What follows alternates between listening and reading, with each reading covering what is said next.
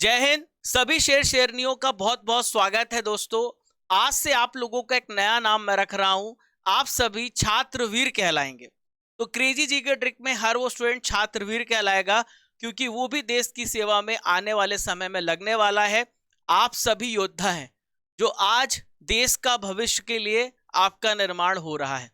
दोस्तों, आज है 8 दिसंबर 2022 और मैं हूं राजा गुप्ता। मैं आप सभी को डेली करंट अफेयर्स पढ़ाता हूं, जो कि भारत के सभी एग्जाम्स के लिए जरूरी है।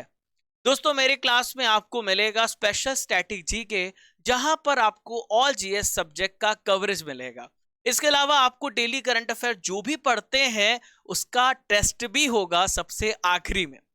1.5 से 2 घंटे की क्लास में नहीं लेता, केवल 25 से 30 मिनट का समय लेता हूं और 200 से 300 जानकारी देता हूं। कम समय में क्वालिटी करंट अफेयर्स और सटीक करंट अफेयर्स देने का प्रयास। यह है करंट अफेयर्स की ब्रह्मास्त्र क्लास। दोस्तों, आज आप सभी के लिए एक मोटिवेशन लाइन। मेहनत ही तेरा कर्म है और तेरा कर्म ही तेरा धर्म है। एक योद्धा के लिए उसका जो धर्म है वो सबसे सर्वोपरि है। तू मेहनत कर, तू मत रुक, तू मत घबरा। तुझे तो जीत मिलने ही वाली है। बस तू लगा रहे, तू डटा रहे। चलिए दोस्तों, आज का सबसे पहला क्वेश्चन ये रहा।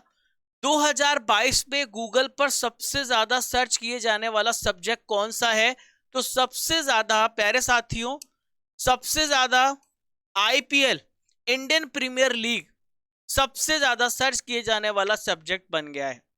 दोस्तों, 7 दिसंबर 2022 को ईयर इन सर्च 2022 की एक रिपोर्ट जारी की गई गूगल के द्वारा, और आईपीएल लगातार तीसरे साल सबसे टॉप पे बना हुआ है। इसके बाद नंबर आता है सरकारी वेब पोर्टल का, इसका नाम है कोविन।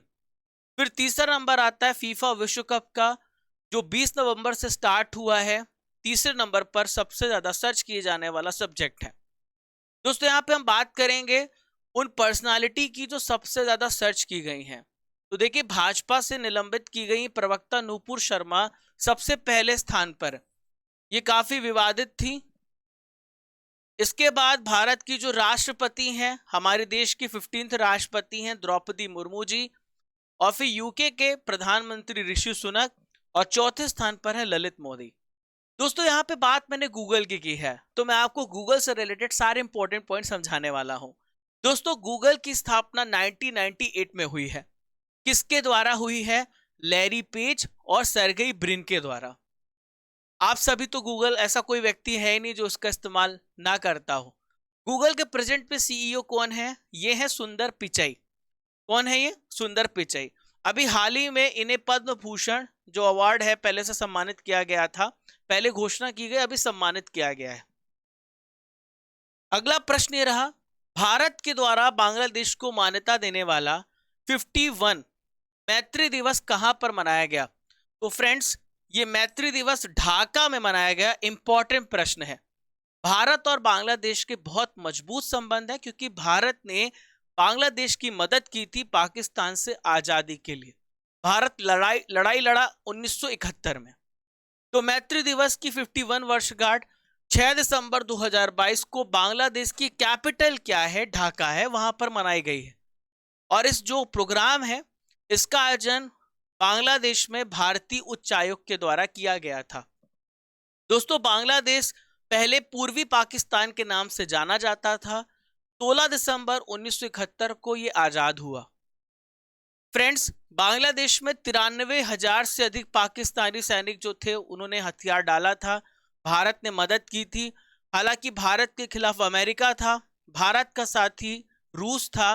मैंने आपको शायद कहानी बताई है कि जो भारत जब अटैक करने गया था, तो अमेरिका का जो सबमरीन है वो वहीं पे खड़ा था। तो फिर भारत की मदद करने के लिए रशिया का सबमरीन सामने आ गया था। तो दोनों आमने सामने थे। अगर भारत की तरफ अटैक करता अमेरिका, तो जो रशिया था वो भी अटैक कर देता। इसीलिए भारत और रूस के संबंध इतने मजबूत रहते हैं। दोस्तों, 26 मार्च 1971 की बात है, जब शेख मुजीब उर रहमान, इन्होंने पूर्वी पाकिस्तान को स्वतंत्र घोषित कर दिया और बोला अब ये बांग्लादेश के नाम से जाना जाएगा। अब जब घोषित किया तो पाकिस्तान वाले ऐसे थोड़ी छोड़ देंगे। तो पाकिस्तान में 9 महीने तक युद्ध चला। और इसे बोला जाता है गृह युद्ध, कोल्ड वॉर कहा जाता है। जब आपस में युद्ध होता है तो उसे कोल्ड वॉर कहते हैं। और बहुत सारे जो बांग्लादेशी थे लड़ाई के दौरान भारत में आ गए थे। फिर 16 दिसंबर 1971 को भारतीय सेना पाकिस्तानी सेना को मारा पीटा और फिर पाकिस्तानी सेना ने क्या किया, समर्पण कर दिया। अब दोस्तों यहाँ पे बांग्लादेश की बात आई है, मैं आपको थोड़ा बांग्लादेश के बारे में बता देता हूं। तो बांग्लादेश की जो सीमा है भारत के किन राज्यों से छूती है? पहला पश्चिम बंगाल है, दूसरा असम है, तीसरा मेघालय राज्य है, चौथा मिजोरम है और पांचवा त्रिपुरा। 5 राज्यों के साथ बांग्लादेश की सीमा लगती है। बांग्लादेश की कैपिटल है ढाका, ठीक है। और प्रेजेंट में प्राइम मिनिस्टर है शेख हसीना, राष्ट्रपति है अब्दुल हामिद। यहाँ की पार्लियामेंट का नाम है जातीय संसद। विजय दिवस कब मनाया जाता है? 16 दिसंबर को। और यहाँ की करेंसी है टका। चलिए फ्रेंड्स, अगले क्वेश्चन की ओर बढ़ते हैं। दोस्तों आज भी मेरे पास रैंक नहीं आया है, पर इकट्ठा मैं पोस्ट कर दूंगा, एक साथ पोस्ट कर दूंगा। अभी आप जो है डेली करंट अफेयर्स का टेस्ट दे सकते हैं हमारे क्रेजी जीके ट्रिक एप्लीकेशन पर। वहां पर आपको वीडियो, पीडीएफ और क्विज तीनों चीजें एक साथ मिल जाएंगे। आइए तीसरा प्रश्न देखते हैं। अच्छा प्रश्न, कॉन्सेप्ट क्लियर होगा आपका। तो आरबीआई ने रेपो रेट में कितने बेसिस पॉइंट की बढ़ोतरी की है? तो रेपो रेट में 35 पॉइंट की बढ़ोतरी की है। मैं समझाता हूं कि रेपो रेट होता क्या, रिवर्स रेपो रेट क्या होता है, सब कुछ मैं आपको बताता हूं। देखिए प्रेजेंट में भारतीय रिजर्व बैंक के गवर्नर कौन है? शक्तिकांत दास है और ये 25वें आरबीआई के गवर्नर है। तो दोस्तों 7 दिसंबर 2022 को इन्होंने रेपो रेट को बढ़ाया है और 6.25% कर दिया है। 2018 के बाद ऐसा किया गया। दोस्तों ऐसा क्यों किया गया? इन्फ्लेशन, महंगाई को कम करने के लिए। तो पहले मैं आपको बताता हूं कि रेपो रेट होता क्या है। तो रेपो रेट वो रेट होता है, देखिए आरबीआई है, रिजर्व बैंक ऑफ इंडिया है, भारत की सेंट्रल बैंक है ना, बैंकों का बैंक कही जाती है। ये बहुत सारे बैंकों को उधार में पैसे देती है, जैसे एसबीआई हो गया, दूसरा यूबीआई हो गया, जितने भी बैंक है सबको पैसे देती उधार में। तो जिस रेट में उधार देती है उसे कहा जाता है रेपो रेट। समझ गए आप? रेपो रेट किसे क्या बोलते हैं? आरबीआई बैंकों को पैसा देती है, कर्ज देती है, पैसा देती है सभी बैंकों को, उस जिस रेट में देती है। ऐसे तो दे नहीं देगी कि चलो ठीक है, आरबीआई को भी कुछ प्रॉफिट होना चाहिए, तो उस रेट को रेपो रेट कहा जाता है। अब महंगाई कैसे कम होगी मैं आपको समझाता हूं, ठीक है। मान लीजिए आरबीआई ने एसबीआई को पहले 4% में पैसा दिया था, ठीक है। आरबीआई ने एसबीआई को 4% में पैसा दिया। अब एसबीआई अपने कस्टमर्स को पैसा देगी, राजा सर को पैसा देगी। राजा सर को घर बनाना है, ठीक है, राजा सर को घर बनाना, घर बसाना। तो 5% पे एसबीआई भी तो कुछ प्रॉफिट बनाएगी। तो एसबीआई बोलेगी 1% पे मैं आपको क्या करूंगी, होम लोन दूंगी, कार लोन दे, बहुत जो है, ठीक है। अब क्या हुआ, मेरे पास पैसा आया मार्केट में, तो अभी रेट कम है। अब आरबीआई ने रेट बढ़ा दिया, 4% की बजाय बोला हम 6% में आपको पैसा देंगे एसबीआई को। अब 6% में तो एसबीआई राजा सर को नहीं दे देगी, है ना, उसको भी कुछ प्रॉफिट चाहिए। 7%, 8% पे राजा सर को पैसा देगी। अब ये क्या हुआ, रेट बढ़ गया। अब बताइए क्या राजा सर लेंगे? क्या इतनी कमाई होती राजा सर की? नहीं, राजा सर बहुत गरीब आदमी है, तो वो नहीं लेंगे। वो लेंगे जब सस्ता होगा तब लेंगे। अब पहले क्या था, आरबीआई ने जब कम रेट पे राजा सर को पैसा दिया था, तो राजा सर जैसे लोग, बहुत सारे लोग मार्केट में पैसा लेने के लिए खड़े थे। अब जब पैसा सबके पास होगा, और मान लीजिए कि मैं घर खरीदने जा रहा हूं, मुझे घर लेना है और एक घर है, ठीक है, तो उसमें क्या होगा, इसके पास भी पैसा, इसके पास भी पैसा, इसके पास भी पैसा है, तो यहां पर क्या हो जाएगा, सबके पास पैसा होगा, तो महंगाई बढ़ जाएगी। क्योंकि सबके पास पैसा है तो घर वाला जानता है, जो घर देगा आपको वो जानता है कि इनके पास पैसा है, तो बोलेगा कि बोली लगाने लगेगा, महंगाई बढ़ जाएगी। मार्केट में भी जाएंगे राज सर जैसे कई लोग, तो सबके पास पैसा है। लेकिन जब सबके पास पैसे ही नहीं रहेगा, कैसे? आरबीआई ने इंटरेस्ट बढ़ा दिया, रेपो रेट बढ़ा दिया, तो राजा सर जैसे कई लोग पैसा लेने नहीं जाएंगे, क्योंकि महंगाई हो गई ना, क्योंकि इंटरेस्ट ज्यादा देना पड़ेगा, तो मार्केट में पैसा कम जाएगा। जब पैसा ही नहीं होगा तो लोग खरीदेंगे नहीं, तो चीजें महंगी ही नहीं होगी। समझ गए ना आप? तो ये कॉन्सेप्ट है रेपो रेट। और इसी प्रकार से रिवर्स रेपो रेट होता है, जब बैंक से आरबीआई पैसा लेती है तो उसे बोलते हैं रिवर्स रेपो रेट। क्लियर है? चलिए, ये आपको समझ में आ गया होगा। तो रेपो रेट वो रेट होता है जिससे आरबीआई किसी बैंक को उधार पैसा देती है, रिवर्स रेपो रेट में आरबीआई उन बैंकों से पैसा लेती है, उसे रिवर्स रेपो रेट कहते हैं। देखिए, आरबीआई की बात करें तो आरबीआई की स्थापना 1 अप्रैल 1935 को हुई है और हेडक्वार्टर कहां पर है? मुंबई में है। लेकिन इसका नेशनलाइजेशन 1 जनवरी 1949 को हुआ था। हिल्टन यंग कमिटी थी, समिति थी, उसकी अनुशंसा पर इसकी स्थापना हुई थी। चलिए चौथा प्रश्न देखते हैं। फीफा विश्व कप ट्रॉफी का अनावरण करने वाली पहली अभिनेत्री कौन?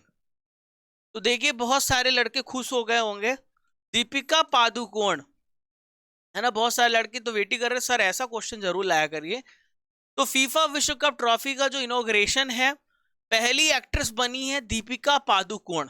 ठीक है, 18 दिसंबर को वर्ल्ड कप का फाइनल होने वाला है कतर में, और फीफा विश्व कप की जो ट्रॉफी है दीपिका पादुकोण इनॉग्रेट करेंगी, और ऐसा सम्मान पाने वाली पहली एक्ट्रेस बन गई हैं। दोस्तों 18 दिसंबर को कहां पर? कतर के लुसेल आइकॉनिक स्टेडियम में मैच होगा फीफा का फाइनल।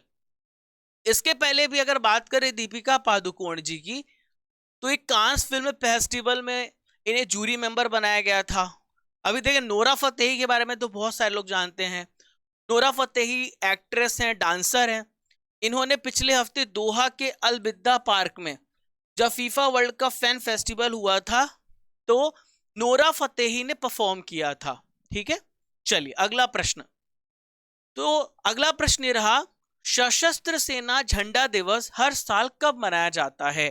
तो सशस्त्र सेना झंडा दिवस 7 दिसंबर को मनाया जाता है। 5 दिसंबर को विश्व मृदा दिवस मनाया जाता है।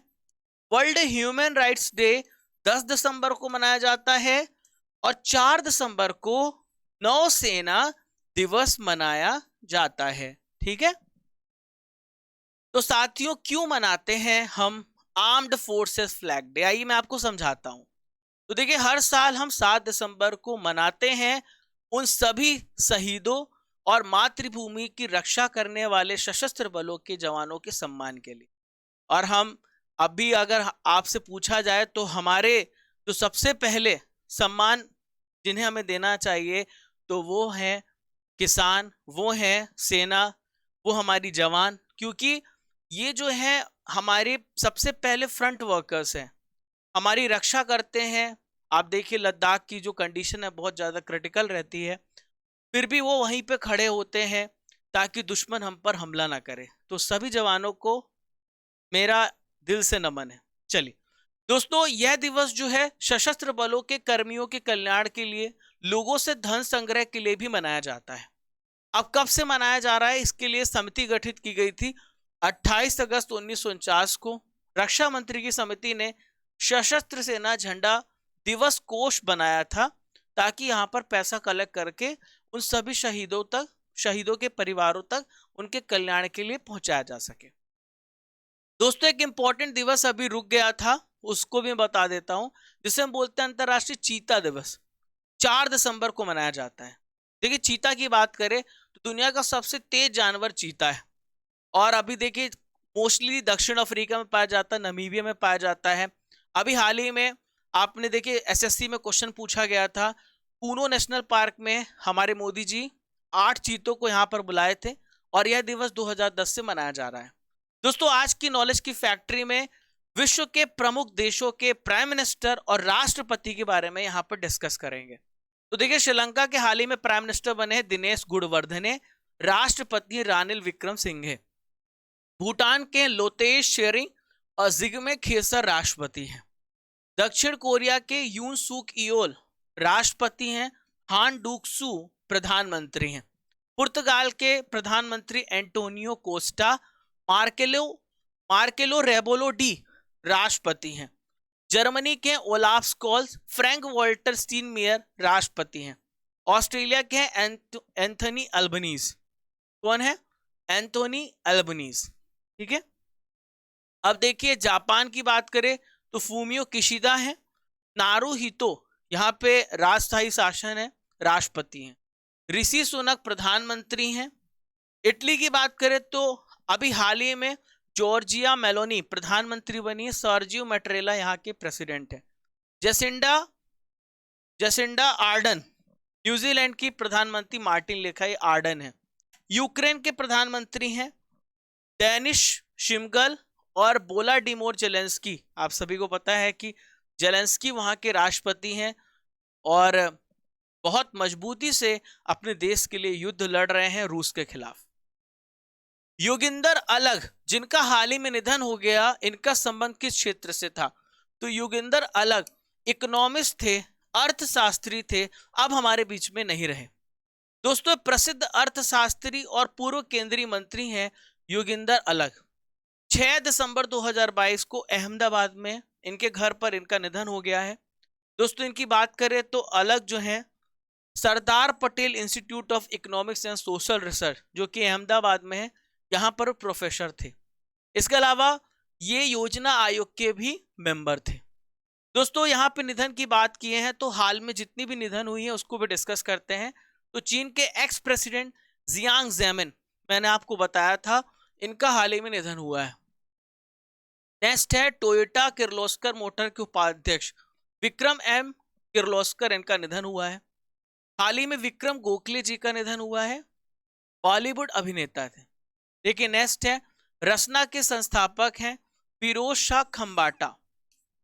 बाबू मणि की बात करें तो ये एक्स भारतीय फुटबॉल कप्तान थे। कृष्णा गारू तेलुगु फिल्म सुपरस्टार थे।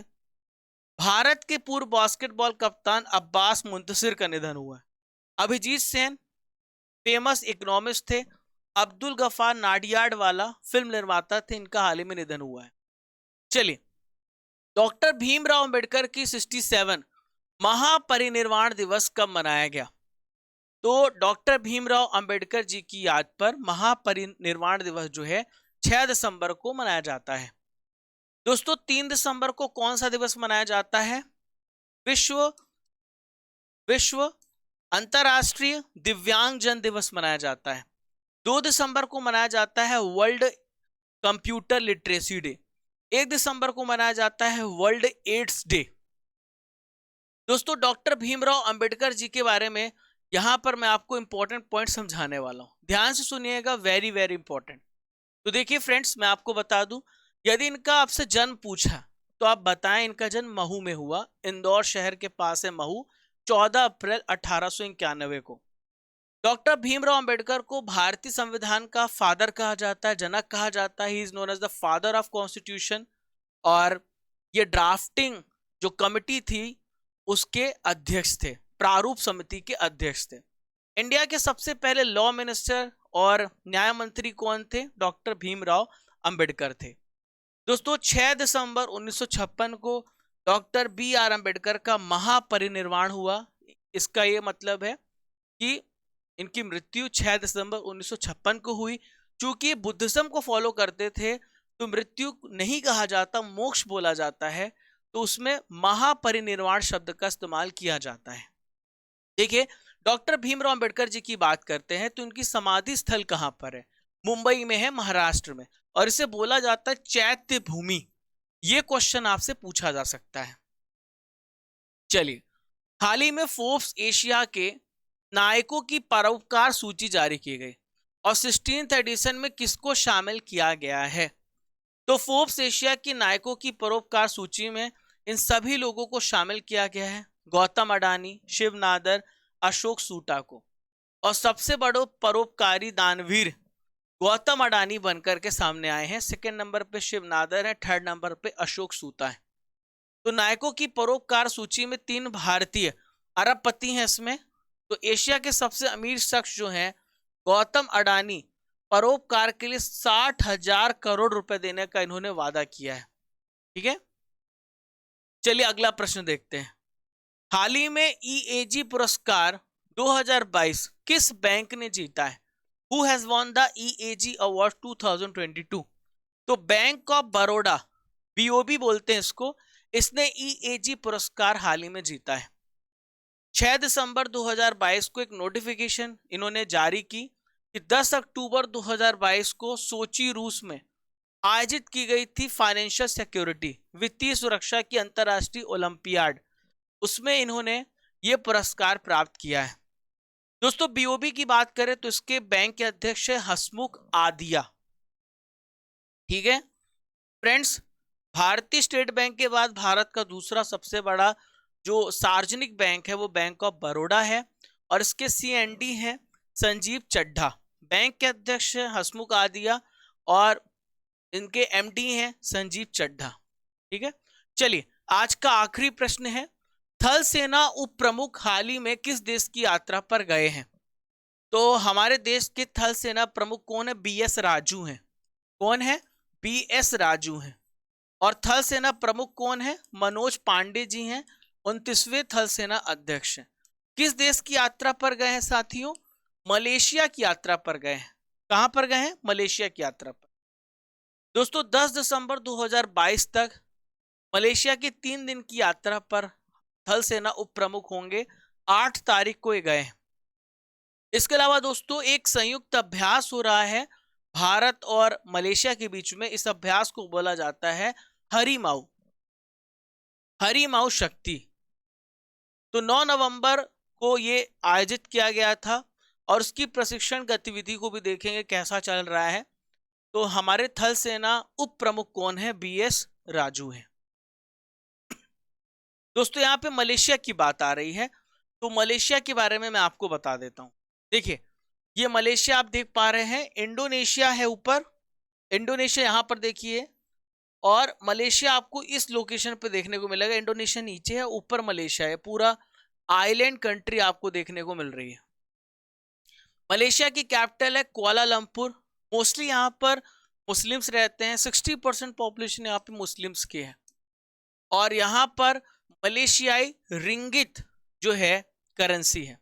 अनवर इब्राहिम यहाँ के प्राइम मिनिस्टर हैं, यहाँ के राजा हैं अल सुल्तान अब्दुल्ला।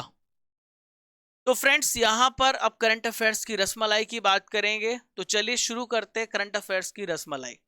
पहला प्रश्न ये रहा, दिल्ली के राजपथ का नाम बदलकर क्या कर दिया गया है? तो दिल्ली का जो राजपथ है इसका नाम बदलकर कर्तव्य पथ किया गया। क्या? कर्तव्य पथ। ठीक है। राष्ट्रपति के द्वारा कितने शिक्षकों को राष्ट्रीय शिक्षक पुरस्कार से सम्मानित किया गया? तो 46 ऐसे शिक्षक हैं जिन्हें यह पुरस्कार मिला है। देश का पहला नाइट स्काई सेंचुरी कहां पर स्थापित किया जाएगा?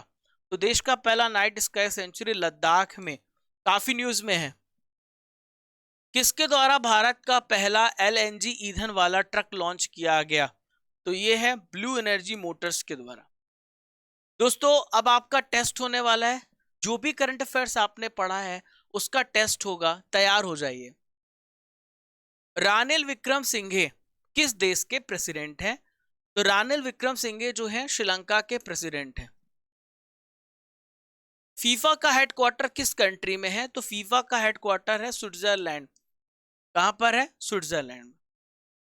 जेलेंस्की किस देश के राष्ट्रपति हैं? तो जेलेंस्की जो है यूक्रेन के राष्ट्रपति हैं। इंपॉर्टेंट नेम है, पूछा जा सकता है। जॉर्जिया मेलोनी किस देश की प्राइम मिनिस्टर हैं? तो जॉर्जिया मेलोनी की बात करें तो इटली की हाल ही में प्राइम मिनिस्टर बनी है। RBI के प्रेजेंट गवर्नर शक्तिकांत दास किस नंबर के गवर्नर हैं? तो ये किस नंबर के गवर्नर हैं? 25वें गवर्नर बने। ठीक है। कूनो राष्ट्रीय उद्यान किस राज्य में है? तो कूनो राष्ट्रीय उद्यान कहां पर है फ्रेंड्स? याद रखना, वेरी वेरी इंपॉर्टेंट। तो ये है MP में है। ठीक है, श्योपुर वाला इलाका वहां पर। भीमराव अंबेडकर को किस वर्ष भारत रत्न दिया गया था? 1990 में भीमराव अंबेडकर जी को भारत रत्न से सम्मानित किया गया। HCL टेक्नोलॉजीज के सह संस्थापक कौन है? तो ये है शिव नादर। बैंक ऑफ बड़ौदा के CMD कौन है? तो अभी मैंने आपको पढ़ाया है, इसके अध्यक्ष हसमुख आदिया हैं, लेकिन CMD हैं संजीव चड्ढा। ठीक है, चलिए फ्रेंड्स, अभ्यास हरिमाऊ शक्ति जो भारत और किस देश के बीच में हो रहा है? भारत और मलेशिया के बीच में हो रहा है। अब फ्रेंड्स हम 7 दिसंबर के करंट अफेयर्स का रिवीजन करेंगे, इसका भी आपका टेस्ट हो रहा है। कमेंट बॉक्स पर क्वेश्चन के आंसर चलते रहने चाहिए। दवाई पहुंचाने के लिए पहला ड्रोन स्टेशन किस राज्य में बनाया गया? मेघालय राज्य में। ओशन वेब एनर्जी कन्वर्टर को किसने डेवलप किया है? आईआईटी मद्रास ने। नवीनतम परमाणु स्टील्थ बॉम्बर B-21 को किस देश ने लॉन्च किया? अमेरिका ने लॉन्च किया है। लोंगेवाला युद्ध, इसकी 51 वर्षगांठ के अवसर पर किस राज्य में पराक्रम दिवस मनाया गया? राजस्थान राज्य में मनाया गया। Officer of the most excellent order से किसे सम्मानित किया गया है? तो किसे सम्मानित किया गया है? मोहन मानसिंघनी को। हाल ही में भारत असमानता रिपोर्ट जारी की गई, डिजिटल डिवाइड को किसने जारी किया है? ऑक्सफैम इंडिया ने। ISSF प्रेसिडेंट्स कप को किसने जीता है? रुद्रांश पाटिल ने जीता है। अगला प्रश्न ये रहा, हाल ही में स्कूल शिक्षा विभाग का सचिव किसे नियुक्त किया गया है? तो यह है संजय कुमार। भारत का पहला रियल टाइम गोल्ड ATM कहां खोला गया है? ये कहां पर खोला गया है? बेंगलुरु में। कहां पर के सॉरी हैदराबाद में कि बेंगलुरु में? कमेंट बॉक्स में बताओ, बेंगलुरु या Hyderabad? Hyderabad is the right answer. संगम अभ्यास भारत और किस देश के बीच में आयोजित हुआ है? तो संगम अभ्यास भारत और अमेरिका के बीच में हुआ। दोस्तों आज का सवाल है, फीफा विश्व कप ट्रॉफी का जो अनावरण है, इसको अनावरण करने वाली पहली अभिनेत्री कौन बनेंगी? तो आपको बताना है इसका आंसर कमेंट बॉक्स पर। दोस्तों स्टैटिक जीके का पिटारा खुल गया आप सभी के सामने, तो चलिए तैयार हो जाइए। यहां पर आज मैं गेम्स के बारे में डिस्कस करूंगा, गेम्स और उनके कंट्री ऑफ ओरिजिन के बारे में। तो भारत में पोलो, भारत में पोलो खेल का प्रचलन किसने प्रारंभ किया है? तो भारत में जो पोलो है, तुर्क ने इसका प्रचलन स्टार्ट किया था। पोलो खेल का प्रचलन भारत के किस राज्य में हुआ? मतलब पोलो कहां से स्टार्ट हुआ है? पोलो मणिपुर राज्य से। कबड्डी खेल का उद्भव किस देश में माना जाता है? तो कबड्डी का जो जनक है ये भारत है। शतरंज का जन्मदाता किस देश को कहा जाता है? तो शतरंज का जन्मदाता भी भारत है। क्रिकेट खेल की शुरुआत किस देश में हुई है? क्रिकेट की शुरुआत इंग्लैंड में हुई है। किस खेल का उद्भव भारत में नहीं माना जाता है? तो भारत में बिलियर्ड्स का उद्भव नहीं माना जाता, शतरंज, पोलो, कबड्डी सब यहीं से। किस खेल का उद्भव इंग्लैंड में नहीं हुआ? तो इंग्लैंड में वॉलीबॉल का उद्भव नहीं हुआ, फुटबॉल, हॉकी, लॉन टेनिस का उद्भव हुआ है। देखिए यहां पर आपको सही युग्म बताना है, खेल और उनके जन्मदाता। देश का सही पेयर कौन सा है? स्क्वैश भारत, बिलियर्ड्स इंग्लैंड, पोलो भारत। पोलो सही है। खेल और उनके जन्मदाता, इसमें भी आपको बताना है गलत युग्म कौन सा है। बिलियर्ड्स फ्रांस, कबड्डी भारत, शतरंज रूस। तो शतरंज इंडिया है ना कि रूस है। ठीक है, चलिए दोस्तों मैं आप सभी को बता दूं, इसका इंपॉर्टेंट अगर आपको अपडेट चाहिए तो टेलीग्राम ज्वाइन कर लीजिएगा, वहां पर आपको इंपॉर्टेंट अपडेट्स मिलती रहती हैं। इसके अलावा हमारे क्रेजी जीके ट्रिक एप्लीकेशन में बहुत सारे अमेजिंग कोर्सेस लॉन्च किए गए हैं। Raja Gupta crazy GK trick code use करके आप इन सभी कोर्सेस का फायदा उठा सकते हैं। RGCGT, इसके अलावा MP पटवारी कोर्स भी लॉन्च किया गया है, यहाँ पर देख सकते हैं आप। ठीक है, तो आप MP पटवारी कोर्स में सारे विषय कवर कराए जाएंगे। रूट एप्लीकेशन पर भी कोर्स लॉन्च किया गया है, RGCGT कोड यूज करके यहां से भी आप मैक्सिमम डिस्काउंट पा सकते हैं सभी स्पेसिफिक कोर्स पर। दोस्तों अब चलने का समय हो गया है। कैसा लगा सेशन जरूर कमेंट बॉक्स पे बताइएगा। पहली बार चैनल पर आ रहे हैं तो don't forget to subscribe and press the bell icon button, घंटी वाला बटन दबा दीजिए ताकि हर एक नोटिफिकेशन सबसे पहले आप तक पहुंचे।